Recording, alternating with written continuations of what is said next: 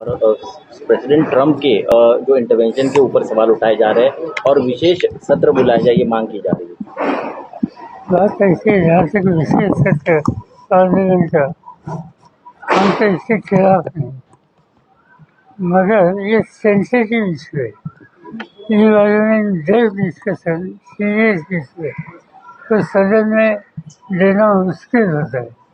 Minister को भी सब डिस्कस करना इतना आसान नहीं है, जब फायदे की बात होगी। मगर ऐसी स्थिति जब पैदा होती है तो मैंने देखा है कि कंसर्न मिनिस्टर डिफेंस सदस्य को, सीनियर मेंबर्स को बुलाकर फैक्चुअल सिचुएशन एक्सप्लेन करते हैं। आर्म फोर्सेस के अधिकारी वो भी वहाँ प्रेजेंट करते हैं और इससे फैक्चुअल सिचुएशन अच्छी समझती है। मगर इसमें कुछ बातें ऐसी होती है कि वो कॉन्फिडेंशियल रखने की आवश्यकता होती है नेशनल इंटरेस्ट के लिए।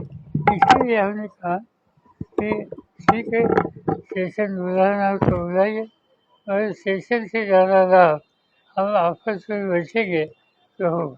तो क्या आप विपक्षी पार्टियों को बताएंगे कि ऑल पार्टी मीटिंग ज़्यादा कारगर होगी इस मुद्दे को लेकर? क्या सलाह देंगे आप कांग्रेस को? ये हम किसी को कहें, आप किसी को भी हमें बताया, ये हमारा ये है, उनको समझेगा कैसे। वहीं राष्ट्रपति ट्रंप द्वारा घोषणा की गई, जबकि आपने बताया शिमला करार में तीसरे व्यक्ति को बीच में हस्तक्षेप करना नहीं है, ऐसे में ट्रंप द्वारा घोषणा की गई है सर, कैसे देखते हैं? यही इशू है ना। आज तक हमारा हमेशा का अफसोस था कि हमारे डोमेस्टिक इश्यूज में थर्ड पार्टी को हम एसोसिएट नहीं करते। ये पहली बार है कि अमेरिकन अथॉरिटी इससे कुछ पब्लिकली बोल रहे हैं हमारे लिए, ये ठीक नहीं है। Thank you.